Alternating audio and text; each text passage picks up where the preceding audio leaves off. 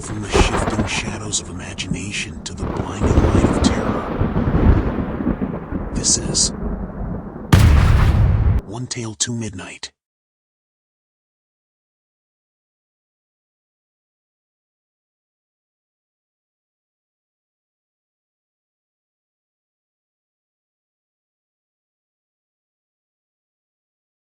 In 1998, we moved to the countryside, hoping for peace. The rolling fields stretched as far as the eye could see, framed by dark woods that whispered in the wind. We thought it was perfect, a small, cozy house nestled in the heart of the desolate expanse, with neighbors a good distance away, or so we believed. Our nearest neighbors were the Filmans, a family living in a ramshackle house that leaned slightly to the left, as if burdened by years of storms and neglect. There were 5 of them, parents who seldom spoke except in sharp, guttural tones, and 3 children with wild, darting eyes that never seemed to blink when they looked at us. At first, we believed they were just poor folk trying to get by, and we felt a twinge of sympathy for their struggles. When we first arrived, the Filmans stood at the edge of their property, waving tentatively as we unpacked boxes from our old truck. The father, Ethan Filman, walked over to introduce himself. He was tall, with hollow cheeks and eyes that seemed to swallow light. His handshake was surprisingly firm, and he offered a thin smile that never touched his eyes. "Welcome to the neighborhood," he said, voice rough and gravelly. "You folks planning on staying long?" My wife, Lila, squeezed my hand as she answered, "We sure hope so. It's beautiful out here." Ethan nodded slowly, his gaze lingering a moment too long. "It can be," he said before turning and walking back to his family, who watched us in silence. The first few months passed quietly, with only the occasional nod or wave across the fields. We settled into a routine, Lila planning her garden while I worked on repairs to the old house. At night, we'd sit on the porch, listening to the distant howl of coyotes and the rustle of cornfields in the wind. It was peaceful, exactly what we had wanted. But peace has a way of stirring envy. It started small, almost laughable. The Filman's dog, a wiry mutt with patches of fur missing, would wander over and dig up Lila's garden. We'd chase it off, only to hear it yelp and snarl as it returned home, met by shouts from Ethan. The boys, Caleb and Isaac, began to ride their bikes past our house at odd hours, watching us with expressions that felt like they were testing us, daring us to react. The real shift came when I got the promotion at work. The job was a dream. More hours, but better pay, which meant we could finally afford the renovations Lila dreamed of. As the new shingles and fresh paint transformed our house, I noticed Ethan standing in his yard more often, watching with an intensity that prickled the hairs on my neck. One evening, as the sun dipped behind the hills and cast the world in hues of deep amber, Ethan called out from the fence line. "You sure do a lot of fixing for a place that don't need much," he said, voice flat. I paused, paintbrush in hand. "Just trying to make it feel like home," I replied. Ethan's lips twitched. "Must be nice, having money for all that." His eyes darted past me, settling on Lila, who was arranging flowers by the porch. I shifted my stance, trying to keep the conversation light. "We're just lucky, I guess." He grunted, but the way he spat on the ground before turning away told me everything. Weeks turned to months, and the Filman's presence grew more insidious. Lila and I began to find our mailboxes dented, the garden trampled, and deep gouges carved into the wooden fence that separated our properties. The Filman boys began to mimic our conversations whenever we spoke within earshot, their voices mocking, parrot-like. "Bet you think you're better than us," Caleb sneered one afternoon, appearing from behind the tall grass like a shadow. He was 13, but his voice carried a venom that belonged to someone far older. "No, we don't," Lila said gently, but the boy just smirked and rode away on his rusted bike. Trips into town became small nightmares. If Lila and I walked into the general store, there was Mrs. Filman, eyes narrowed, muttering something under her breath. I'd hear the laughter of the boys from the next aisle, mimicking Lila's voice and poking fun at our purchases. It was always just subtle enough that a complaint would make us sound paranoid. Then, one night, everything escalated. It was early autumn, and the nights had grown cool, the sky darkening earlier each evening. Lila and I were sitting in the living room, the old grandfather clock ticking in the corner as we sipped tea and read. The gentle rustle of leaves outside had become familiar, a soothing backdrop to our evenings. But that night, it wasn't the wind that broke the silence. A low, guttural growl came from the porch, followed by a sharp thump. I set my tea down and looked at Lila. Her eyes were wide, reflecting the dim light of the room. "Did you hear that?" she whispered. I nodded and stood up, straining to listen. Another thump, louder this time, followed by a dragging sound, like something being pulled across the wooden boards. I reached for the baseball bat I kept by the door and flicked on the porch light. There, just beyond the ring of yellow light, stood Ethan Filman, his face obscured by the shadow of his wide-brimmed hat. His dog, now gaunt and wild-eyed, was tethered to his side by a frayed rope. "What the hell are you doing, Ethan?" I shouted, my voice echoing in the night. Ethan didn't respond. He simply stood there, staring, the dog's growl deepening as it strained against the rope. Before I could step closer, Lila gasped, her eyes fixed on something near the edge of the light. I followed her gaze and felt my stomach twist. Caleb and Isaac stood behind their father, half hidden in the dark, their faces painted with strange smears of mud or something darker. "We want what you have," Ethan said finally, his voice low and raw. He took a step forward, and the dog barked, snapping its jaws. I tightened my grip on the bat. "Go home, Ethan. Take your boys and go." But he didn't move. Instead, he raised his arm and pointed toward the side of the house. I turned just in time to see the third Filman boy, a wisp of a child no older than 8, dart out of the shadows and disappear around the corner. "They're trying to scare us," Lila said, her voice trembling but defiant. But it was more than that, and we both knew it. I took a step outside, and as I did, the porch light flickered and died, plunging us into darkness. The sudden silence was deafening. Then the soft crunch of footsteps on gravel, creeping closer. My heart raced, each thud loud in my ears as I strained to see through the gloom.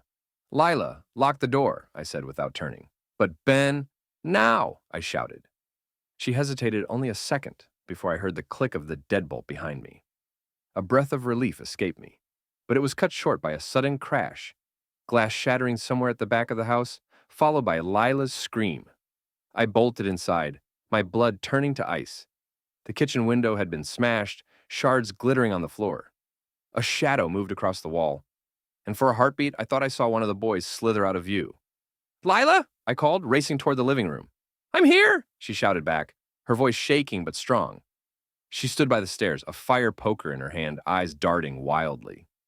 Before I could move, a sharp pain shot through my ankle, and I stumbled, landing hard on my hands and knees. Caleb had slipped out of the dark like a wraith, wielding a piece of broken glass. His eyes were wide, glistening with a feral light. I kicked out, connecting with his arm, and he yelped, dropping the shard. "Run, Lila!" I shouted, pushing myself to my feet. She didn't need telling twice. We scrambled up the stairs, slamming the bedroom door behind us and shoving a dresser in front of it. My breath came in ragged gasps as we listened to the sounds below. Footsteps, low voices, the bark of the dog, now inside the house. "Ben, what do we do?"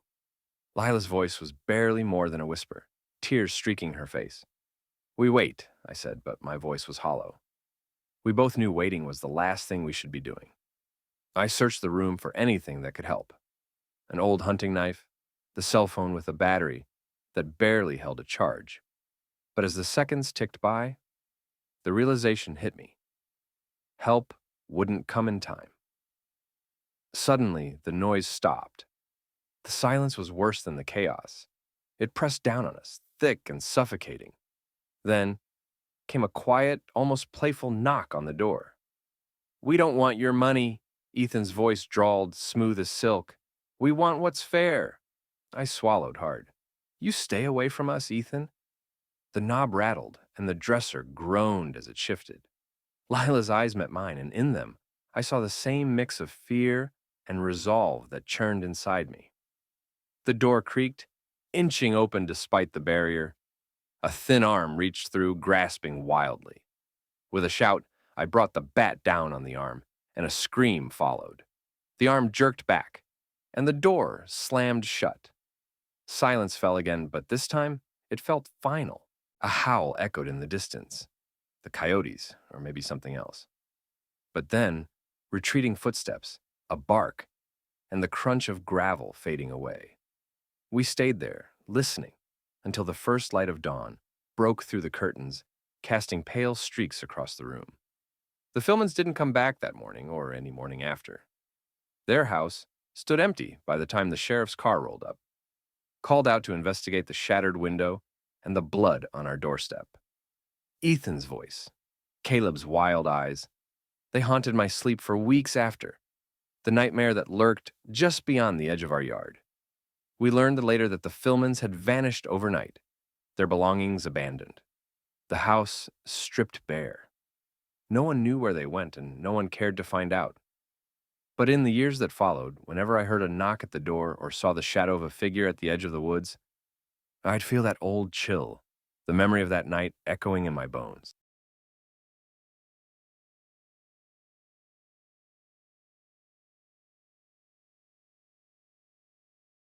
Jacob's first night in Larkwood Heights was marked by unease. The soft whir of distant traffic and the rustle of trees in the breeze were quickly drowned out by the creaks and groans of the building, which seemed almost alive. His curiosity was piqued as he met some of the residents in the following days. Mrs. Callahan from down the hall, a spry older woman who seemed to always be knitting. Marcus, a single father of two boisterous twins who liked to race up and down the hallway. And then there was Mr. Lee, the building superintendent, a man of few words with eyes that spoke of sleepless nights. The true oddity was in the tenant of 6B, whom Jacob learned through whispered gossip was called Anton Reed. Reed's presence was marked only by the occasional thump or scrape in the dead of night, and the way other residents would shift uncomfortably at the mere mention of his name. One afternoon, Jacob stood in the hallway, pretending to fumble with his keys as he tried to catch a glimpse of Anton. The door to 6B opened just a crack, and for a moment Jacob's breath caught. An eye, pale and unblinking, met his through the gap before the door clicked shut. As weeks passed, the unease thickened like fog. It started with whispers. When Jacob laid his head down to sleep, voices murmured in a language that curled around his ears and sent shivers skittering down his spine. The sounds came from the wall he shared with 6B, an insistent hum that grew louder the longer he listened. Determined to make sense of it, Jacob started keeping notes of every strange occurrence, the way the lights in the hallway flickered only when he passed by 6B, the icy chill that clung to the doorknob of his apartment, and the inexplicable sense of being watched. He found an old article buried in the local archives that detailed disappearances at Larkwood Heights dating back decades. Each case was eerily similar. Residents were reported missing, their apartments left locked from the inside, and the only common link was that they all lived near apartment 6B. The deeper he dug, the more he felt the apartment complex itself seemed to resist his inquiries. The temperature in his unit dropped whenever he tried to read the old papers, and his radio would emit a low hum of static, occasionally punctuated by a voice that sounded hauntingly like his own, pleading, "Leave now." The elderly woman, Mrs. Callahan, finally broke her silence one stormy afternoon. She gripped Jacob's wrist as he passed her in the hallway and muttered, "You shouldn't be asking questions. He doesn't like it when you ask." Her eyes darted nervously to 6B, her lips pressed tight before she hurried into her own apartment and locked the door. Jacob's obsession reached its peak on a night when the power went out during a storm. The hallways of Larkwood Heights plunged into darkness, and a sickly yellow glow from the emergency light painted twisted shadows on the walls. A noise, a mix of scraping and shuffling, came from 6B. Jacob's chest tightened with each step as he approached the door. It was ajar, the darkened space within beckoning him with an unnatural stillness. As he pushed the door open, an icy gust cut through him. The room was almost empty save for a rotting armchair facing the window and the unmistakable figure seated there. The shadow man was more silhouette than human, limbs stretched long and thin, fingers clawed and drumming against the fabric of the chair in a staccato rhythm. It spoke without moving, a voice like grinding stone. "Curiosity. It feeds me." The room itself shifted, the walls flexing and cracking as if alive. Panic surged through Jacob as tendrils of shadow reached for him. He bolted for the door, but the room fought back, the floor beneath his feet turning slick, as if covered in a thin layer of oil. He screamed as one shadowy tendril wrapped around his ankle, pulling him toward the chair. The whispers grew deafening, merging into a cacophony that pulsed in his ears until he slammed his fist into the window. The glass shattered, cold wind sweeping in like a breath of life. The shadows recoiled, and with a final frantic pull, Jacob freed himself and leapt out onto the fire escape. Rain washed over him as he gasped, looking back at the dim silhouette of Anton Reed, or whatever that thing had become, retreating into the darkness of apartment 6B. The police were called by a neighbor, drawn by the commotion and Jacob's incoherent shouts. They found the apartment empty, no sign of a struggle except the shattered window. Jacob never returned to Larkwood Heights, but as he drove past it one last time, a shadow moved behind the curtains of 6B, and a familiar, hollow voice whispered through the static on his radio, "Next time, you won't escape."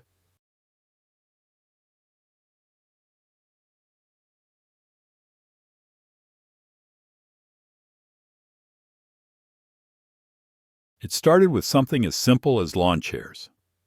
The summer heat clung to the air when Samuel and his wife June noticed their neighbor Victor moving things around their yard. Victor had moved in a month prior, a wiry man in his late 40s with a perpetual sneer etched across his face. At first, Samuel wrote it off as odd, but harmless behavior. The man might just be quirky, he thought, but soon it escalated. One evening, Samuel returned from work to find the potted plants on the porch rearranged into a perfect line facing Victor's house. The lawn chairs were moved to the far corner of the yard. June said she hadn't touched them, and Samuel felt an unsettling chill in his gut. He glanced across the street, and there was Victor, standing in the shadows of his porch, eyes glinting under the yellow glow of the street lamp. He raised his hand in a slow, deliberate wave.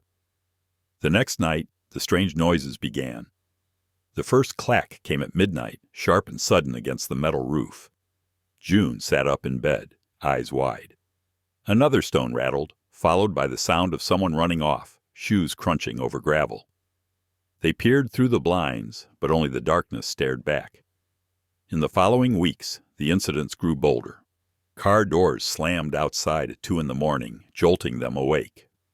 The sound of stones tapping and scratching against the roof became a nightly torment. The tampering escalated. Samuel once caught Victor leaning into his truck, lifting the hood as if checking the engine. When confronted, Victor turned slowly with an eerie smile.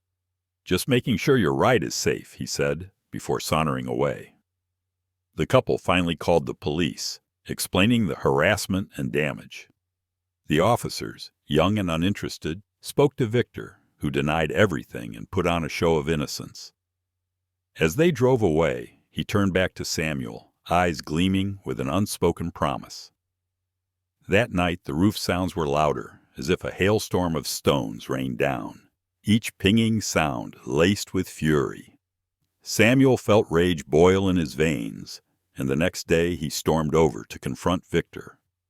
The exchange was volatile. Victor sneered and spat insults, mocking Samuel's inability to protect his home. It wasn't until Samuel's fist connected with Victor's jaw that the air grew still, heavy with something unsaid. Victor wiped the blood from his split lip and whispered, "You'll wish you hadn't done that." Samuel stood at the edge of his porch, eyes fixed on the silhouette across the street. It was nearing midnight, and the neighborhood was blanketed in a deceptive calm. Only the occasional chirp of crickets broke the silence. He clenched his fists as he watched Victor's shadow shift behind his window. The past week had been a relentless spiral of noise and tension. The tapping of stones on their metal roof was now a nightly torment. June had taken to wearing earplugs just to get a few hours of sleep, but Samuel could not ignore it. The slamming car doors at 3 a.m., the creeping sense of being watched. Victor was taking a twisted pleasure in terrorizing them. The final straw came that evening when Samuel caught Victor once more, this time leaning into June's car. The hood was open, and Victor was fiddling with something inside, his head cocked slightly as if he were listening for approaching footsteps. Samuel's blood roared in his ears. "Hey, get your hands off my car!" Samuel shouted, crossing the yard in a fury. Victor straightened slowly, his wiry frame casting a long, thin shadow in the glow of the streetlight. A smirk unfurled across his face as he turned to face Samuel, eyes gleaming with something malevolent. "Your car?" Victor mocked, wiping his oily fingers on a rag he pulled from his pocket. "I was just making sure she's running smooth. Wouldn't want anything bad to happen to it, would we?" He leaned in closer, the scent of grease and cigarettes emanating from him. His voice dropped to a whisper. "Or to your wife." Samuel's vision blurred with anger, and before he could think, his fist connected with Victor's jaw. The sound of bone meeting flesh reverberated in the still night, echoing between the darkened houses. Victor stumbled back, a hand flying to his face as blood trickled from the corner of his mouth. He straightened, eyes narrowed into dangerous slits. "Well, that's a big mistake, Sammy boy," he hissed, taking a step forward. His movements were slow, predatory, as he wiped the blood away and cracked his neck. "Now you're going to find out what I'm really made of." The two men stood in the middle of the street, the tension thick enough to choke on. June's voice called from the porch, panic straining each syllable. "Samuel, get back here!" Victor lunged without warning, aiming low and driving his shoulder into Samuel's chest. They both went down, hitting the pavement hard. The impact knocked the air from Samuel's lungs, leaving him gasping as Victor's wiry hands found his throat, pressing down with a crushing force. The smirk was gone, replaced by a wild, almost manic glint in his eyes. "Think you can scare me?" Victor spat, his voice trembling with rage. "I have lived with worse nightmares than you could dream of." Samuel's vision swam with bursts of red and black as he struggled under the pressure. He brought his knee up sharply, driving it into Victor's side. The sudden pain made Victor flinch, loosening his grip just enough for Samuel to twist free and roll to the side. They both scrambled to their feet, panting and wild-eyed. Samuel's hands balled into fists as he took a defensive stance. Victor, bloodied and hunched, tilted his head like a snake sizing up its prey. Then, without another word, he spat on the ground, the dark stain glistening in the pale light. "This isn't over," he growled, backing away. He kept his eyes locked on Samuel as he retreated to his house, disappearing into the shadows like a ghost. June rushed over, her hands shaking as she touched Samuel's face, searching for injuries. "What were you thinking?" she whispered, eyes glistening with tears of fear. Samuel embraced her tightly, feeling the erratic thump of her heartbeat against his chest. "I had to do it, June," he said, breathless and hoarse. "I couldn't let him keep winning." That night the street was silent. The air, however, carried a new weight, one of an impending storm neither of them could name. And from behind Victor's darkened window, a pair of eyes watched, unblinking and cold, plotting the next move. The week after their altercation, the noises stopped. The silence felt eerie, a calm before the storm. Samuel and June watched the street warily, half expecting Victor to strike back in some malevolent way. But days turned into a week, and there was no sign of him. It wasn't until June mentioned the foul smell wafting from Victor's yard that Samuel decided to investigate. He crossed the street under the heavy gaze of a blood-orange sunset, the sky split by dark, jagged clouds. The yard was unkempt, weeds sprouting from cracked earth. The smell was stronger near the garage. Samuel's fingers trembled as he pushed open the door. The stench hit him like a wave. Inside was chaos, scattered tools, empty beer cans, a workbench lined with sharp, rusted objects. But what caught his eye was the thick smear of something dark across the concrete floor, leading toward a tarp-covered mass in the corner. Before he could react, a voice broke the silence. "Looking for something?" Samuel spun around, heart racing as June stood at the door, eyes wide with horror. They both knew what it looked like. Victor's absence became a town-wide curiosity. The police came, asked questions, eyed Samuel with suspicion. Whispers followed him wherever he went, neighbors looking at him with a mix of pity and fear. The nights were silent now, but Samuel and June knew that a different kind of noise would soon echo through their lives. A noise that would question guilt, innocence, and what it meant to protect one's own. If you enjoyed these tales, please like and subscribe. And don't forget to turn on all notifications.